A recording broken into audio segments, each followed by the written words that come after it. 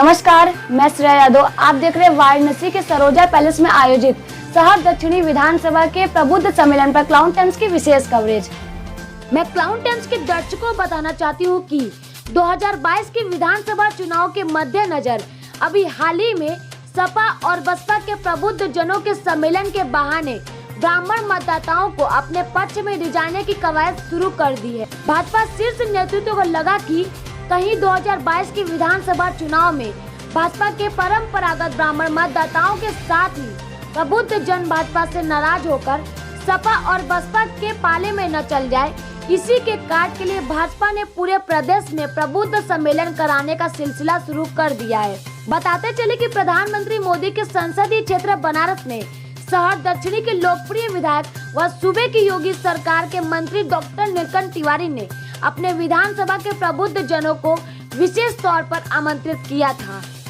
पिपलानी कटरा स्थित सरोजा पैलेस के खचाखच भरे हाल में कार्यक्रम की मुख्य अतिथि केंद्रीय मंत्री स्मृति ईरानी ने प्रबुद्ध जनों को संबोधित करने के बहाने केंद्र की मोदी और सूबे की सरकार की उपलब्धियों को गिनाया।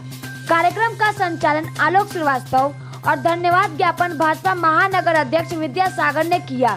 मंचासीन अतिथियों में भाजपा के क्षेत्र महामंत्री अशोक चौरसिया, मंत्री डॉक्टर नीलकंठ तिवारी, भाजपा नेता मीना चौबे आदि लोग उपस्थित रहे। मंत्री जी की प्रेरणा से दक्षिण विधानसभा में काम हुआ और जो पिछली सरकारों ने टच नहीं किया, छुआ नहीं, काम नहीं करते थे, वो दक्षिणी विधानसभा गौरव तो तब और भी बढ़ जाता है जब परिषदीय विद्यालय का निर्माण माननीय प्रधानमंत्री जी के मार्गदर्शन में हुआ। प्राइमरी पाठशाला सोचिए जरा, प्राइमरी पाठशाला जहां विद्यार्थी जाते नहीं थे एडमिशन के लेकर के, माननीय प्रधानमंत्री जी के मार्गदर्शन और नेतृत्व में मानव प्राथमिक विद्यालय का एक निर्माण होता है। देखने का तो पता चला कि आज से 4600 साल पहले सुश्रुत यहाँ के काशीराज देवोदास धन्वंतरी का शिष्य था। काशी जो समग्र देश में स्वास्थ्य का पर्याय, यानी हम तो मानते हैं कि बाहर से आई है एलोपैथी, लोग आते हैं और तब यहाँ कुछ ऐसा करे कि यहाँ की प्रत्येक चीज खिलौनों से लेकर साड़ी तक। साड़ी में तो मैं बहन जी का भी अभिनंदन करूंगा। एक साधारण महिला कार्यकर्ता के लिए गौरव का विषय है जब काशी का आमंत्रण प्राप्त होता है। उस आमंत्रण में लालसा ये होती है कि बाबा के धाम आए हैं तो एक बार बाबा के सामने नतमस्तक होकर जीवन में जो अपार आशीर्वाद मिला उसके लिए आभार व्यक्त करेंगे।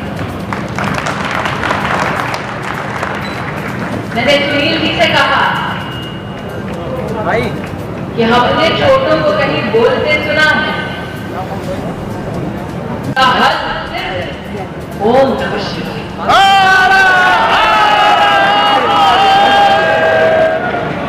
और फिर काशी के बुलावे में आसान नहीं है काशी के प्रबुद्ध जनों के सामने खड़ा हूं। मैंने नीलकंठ जी से कहा आपके पास फिरोजाबाद जनपद का दायित्व है, थोड़ा समय की सुई को अगर 10 साल घुमाकर पूछे किसी से फिरोजाबाद कि आज से 10 साल पहले स्मृति ईरानी को आमंत्रित किया कि इस बात के लिए किया। 10 वर्ष पहले मुझे एक आमंत्रण आया फिरोजाबाद में जाकर भारत माता की एक मूर्ति का अनावरण करूं।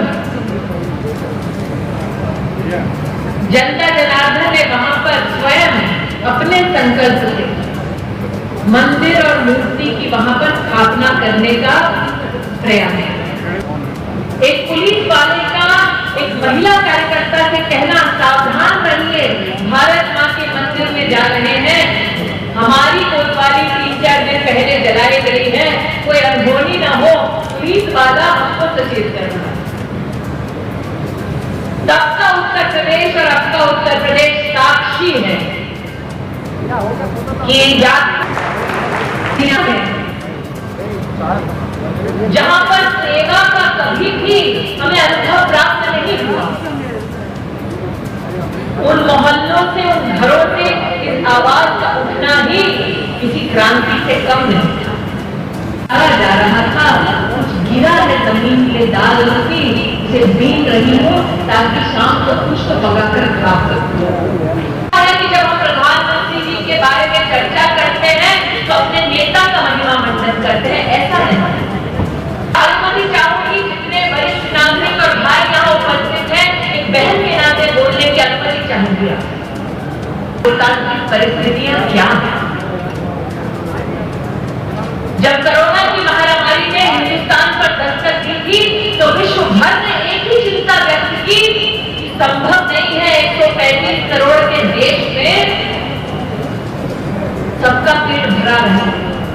22 करोड़ वैक्सीन पूरे देश में हमारे नागरिकों को प्राप्त हो। इतिहास को रचने में आपका भी तो योगदान है। एक बहन के नाते, एक महिला के नाते बोलूं तो मात्र उस माई की आप बीती तक ही सीमित नहीं रखेंगे अपने आप। नीलकंठ जी ने आज उल्लेख किया एसटीपी के प्लांट का, उल्लेख किया कि मां गंगा में बहते हुए उस सारे देश को कैसे ट्रीट करने का संकल्प लिया। कि एक पुरुष ने कभी अपेक्षा नहीं जताई हिंदुस्तान की किसी महिला ने कि वो राजनीति के शीर्ष पटल पर खड़े होकर ये कहेगा कम से कम महिला के लिए शौचालय तो बना दो। हमारे देश की मैं ये दमके की वो महिला शाम सूरज ढलने का इंतजार कर, उसके घर में बैठे पुरुष जानते कि जब खुले में शौच के लिए वो महिला जाएगी तो किस प्रकार की प्रताड़ना उसको सहनी पड़ेगी। क्या पति, क्या पिता, क्या बेटा बात करते हैं, भारत के नवनिर्माण की बात करते हैं। क्या ये शोभा देता है कि दलित की बहू बेटी खुले में शौच में जाए? महाराष्ट्र में और इन 5-6 सालों में जो 70 साल ना हो सका, ऐसे 10 करोड़ से ज्यादा गरीब परिवारों को शौचालय बनाकर दिया। वो माँ, वो पत्नी जो चूल्हा फूंकती, छाती में अपने धुएं को भरती और इस गम में जीवन बिता देती कि ये खांसी जीवन भर का उसका साथ है।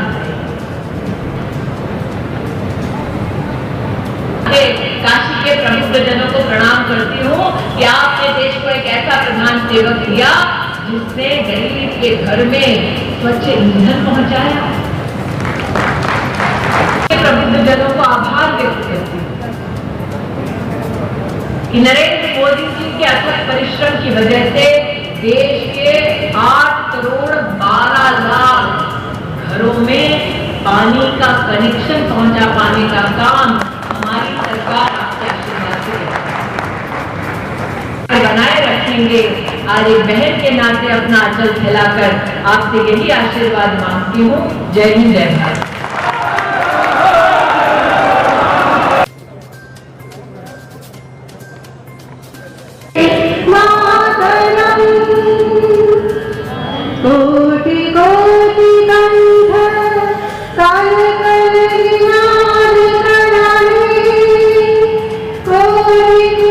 मोदी जी का एक ही मात्र उद्देश्य है कि देश का सम्मान अंतर्राष्ट्रीय मंचों पर ले जाना और अंतर्राष्ट्रीय लोगों को ये दिखाना कि हमारा देश कितना समृद्ध, और जो गुरु कहा गया है विश्व गुरु, वो उनका एक ही उद्देश्य है कि विश्व गुरु बनके भारत सबके समक्ष आवे। 70 परिवार को विगत 6 महीने से राशन व्यवस्था कर रहे हैं और अगला महीना भी आने वाला है जिसमें ये पूरी व्यवस्था उनको चावल, दाल, तेल, आटा, ये सारी व्यवस्था कर रहे हैं। मैं संदीप चतुर्वेदी, कार्यकारी अध्यक्ष chemist and druggist federation Uttar Pradesh. आज का मुख्य जो सम्मेलन था, प्रबुद्ध लोगों के सम्मेलन में आदरणीय स्मृति ईरानी जी आई हैं, तो मैं इस पर राजनीतिक रूप से इसको मैं बताना चाहता हूं कि सभी पार्टी, सपा, बसपा, कांग्रेस, भारतीय जनता पार्टी, उत्तर प्रदेश में चुनाव है, ये लोग चुनाव में लग गए हैं। सबके अपने अपने वोट बैंक है, बहुत ध्यान से समझिएगा। और बसपा का अपना एक वोट बैंक है, भाजपा का अपना एक वोट बैंक है, कांग्रेस का अपना एक वोट बैंक है। ये जो पढ़े लिखे लोग हैं ये किसी के वोट के मोहताज नहीं, किसी पार्टी के लोग नहीं होते हैं, किसी के वोट बैंक नहीं है। और इनकी संख्या 10% है। अगर भारतीय जनता पार्टी को 30% वोट उसके सॉलिड मिल रहे हैं और ये 10% जो पढ़े लिखे वोट है और ये समझ गए हैं कि उत्तर प्रदेश को योगी जी ही चला सकते हैं, तो ये 10% वोट स्विंग करके सीधे सीधे इसी पार्टी को चला जाएगा और यही जीत का सबसे बड़ा कारण बनेगा, पढ़े लिखे लोगों के कारण। जो लोग सिर्फ जात और पात पर जाकर वोट देते हैं उनको आप नहीं समझा सकते हैं। मायावती के जो वोटर हैं वो मायावती को ही देंगे, लेकिन हम लोग जो पढ़े लिखे हैं हम समझते हैं कि इस देश का विकास, इस शहर का विकास, इस प्रदेश का विकास कौन पार्टी करेगी। ये सम्मेलन इस बात का द्योतक है कि पढ़े लिखे लोगों को ये विश्वास हो जाए कि उनकी शुभचिंतक भारतीय जनता पार्टी है। इस सम्मेलन का मेरे हिसाब से ये मतलब निकाला जाता है। डॉक्टर अनुराग टंडन, आप पूर्व विधायक कैलाश टंडन के पुत्र हैं जो प्रचंड कांग्रेसी रहे और आप भी कांग्रेसी हैं, तो आज से माना जाए कि आपने भाजपा की सदस्यता ग्रहण कर ली या भाजपा के साथ हो गए? ना ना ना ना, नीतियों में जो व्यक्ति आज भारतीय जनता पार्टी, मैं कांग्रेसी हूँ, डंके की चोट पे बोल रहा हूँ, क्या एक कांग्रेसी भारतीय जनता पार्टी के एक बड़े नेता को सुनने नहीं आ सकता? बिल्कुल आना चाहिए।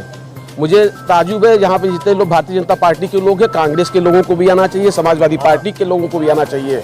इस बार फिर पूरे प्रदेश में कांग्रेस का सुपड़ा साफ हो जाएगा और फिर बीजेपी प्रचंड बहुमत से 2022 का चुनाव जीतेगी। जिस तरीके से इस समय माहौल चल रहा है और योगी जी कार्य अच्छा कर रहे हैं, देखिए फाइनल फैसला तो जनता को लेना है। बुद्धिजीवियों का अपना एक सोच है, बुद्धिजीवियों ने मन बना लिया है और बुद्धिजीवी इतने स्मार्ट होते हैं कि वो अंत तक नहीं बताते हम किसको वोट देने जा रहे हैं। कारण क्या है, वो कंट्रोवर्सी में फंसना नहीं चाहते, वो अपना व्यापार, अपना, जैसे मैं डॉक्टर हूँ, आपने कहा कांग्रेस परिवार से लेकर आप यहाँ आए हैं, समाजवादी पार्टी का अगर फंक्शन होता, अगर वो भी बुलाते, मैं वहाँ भी जाता, मैं सुनता। कंट्रोवर्सी में नहीं फंसते जाता है बुद्धिजीवी। जब वोट दे के आता है तो उसको मालूम रहता है कि यही सरकार वोट देंगे वही जीतेगी। और आज जो हिंदुस्तान में भारतीय जनता पार्टी की सरकार बनी हुई है, प्रदेश और उत्तर प्रदेश में कई प्रदेशों में, उसका सबसे बड़ा कारण पढ़े लिखे लोग, डॉक्टर, इंजीनियर, प्रोफेसर, वो लोग हैं, वकील लोग हैं। इसी के कारण भारतीय जनता पार्टी इस देश पे राज कर रही है, हमारे ऐसे पढ़े लिखों के कारण। मैं आलोक चंद शुक्ला, जिला शासकीय अधिवक्ता फौजदारी, वाराणसी। आज प्रबुद्ध वर्ग के सम्मेलन में माननीय श्रीमती स्मृति ईरानी जी जो आई हैं, वाकई इनके आने से एक दूर तलक संदेश जाएगा और ये प्रबुद्ध वर्ग सम्मेलन बड़ा ही सफल रहा, विशेष तौर से दक्षिणी विधानसभा के लिए। पंडित दीपक मालवीय, संगठन मंत्री, काशी विद्वत परिषद। मेरा ऐसा मानना है कि यह जो प्रबुद्ध जनों का सम्मेलन भारतीय जनता पार्टी के द्वारा आयोजित है, इस सम्मेलन के बड़े ही दूरगामी परिणाम होंगे और भारतीय जनता पार्टी प्रबुद्ध जनों को भारी मात्रा में इस सम्मेलन के माध्यम से जोड़ पाएगी, उनके विचारों से अवगत होगी। प्रबुद्ध जीवी लोगों की कोई बिरादरी नहीं होती, विद्वत जनों की कोई बिरादरी नहीं होती। जहां उनका आदर सम्मान होगा उस स्थान पर वो मुकम्मल आराम महसूस करेंगे और उसी दल के साथ जुड़ के स्वयं खड़े रहेंगे, अपना सहयोग करेंगे। तो सपा बसपा को कोई फायदा होने वाला नहीं है। कालांतर में जैसा दिखाई पड़ रहा है, ये देख के लगता है कि जो है भारतीय जनता पार्टी की लोगों को जो कार्यक्रम प्रणाली है, इसमें नीतियां और विश्वास बढ़ रहे हैं और उसका फायदा पार्टी को मिलेगा। मेरा नाम सोनी जायसवाल है और बीजेपी नेत्री एवं समाज सेविका भी हूँ मैं बस आज ये कहूँगी, आज जो प्रभु सम्मेलन हुआ है वो एक मिसाल बनाने के लिए हुआ है, क्योंकि जो हमारी भारतीय जनता पार्टी है वो इस समय पर समाज के लिए बहुत ज़्यादा कार्य कर रही है और वो दिख रहा है। अदर पार्टी का तो फिलहाल अभी तक कुछ भी नज़र नहीं आ रहा है। तो आज का जो संदेश यही है कि हम भी विजयी हैं और हमारी भारतीय पार्टी भी विजयी है। तो क्लाउन टाइम्स ब्रेकिंग न्यूज़ की खास खबरों को देखने के लिए हमारे YouTube चैनल को लाइक करें, सब्सक्राइब करें। बेल आइकन को प्रेस जरूर करें। क्लाउन टाइम्स की खबरों को फेसबुक पेज पर देखने के लिए पेज को लाइक जरूर करें।